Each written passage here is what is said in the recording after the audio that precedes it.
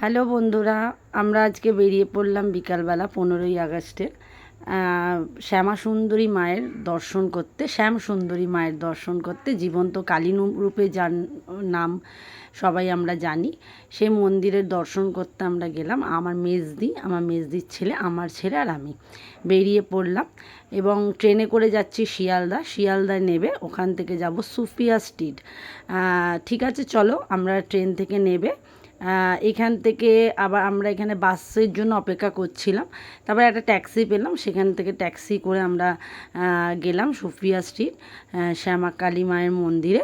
এবং এখান থেকে 10 মিনিটের রাস্তা যেতে, তো আমরা গেলাম, বেশিক্ষণ লাগলো না এবং কথা বলতে বলতেই চলে গেলাম। গিয়ে ওখানে প্রচণ্ড বললো আজ ভিড় হবে, তো দেখি কীরকম কী হয়, মায়ের দর্শন কীরকম পাই জানি না, সবই মায়ের ইচ্ছা।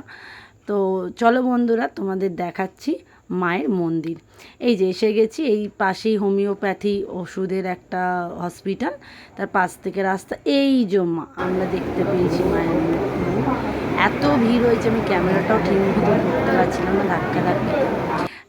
এই যে অ্যাট লাস্ট আমরা মায়ের দর্শন পেয়েছি। এত সুন্দর দেখতে মাকে লাগছিল, একটা বাচ্চা মেয়ে, তো দেখে পুরো শরীরে ক্লান্তিভাব কেটে যায়। এবং মায়ের মন্দিরটা খুবই পুরনো, এবং যেখানে পুজো হয় প্রচণ্ড ভিড় হয়েছিল। থাক, মা আমাদের দর্শন দিয়েছে, এটাই আমরা মায়ের কাছে অনেক কৃতজ্ঞ।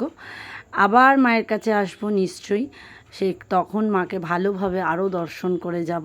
পাশে এখানে একটা শিব মন্দির, এবং শ্রাবণ মাসে আমি শিব একবারও দর্শন করতে পারিনি মন্দিরে গিয়ে, তো বাবা আমাকে এই যে দর্শন দিয়েছে, এতেই আমি, আমার ছেলে জড়িয়ে ধরে প্রণাম করছে বাবাকে।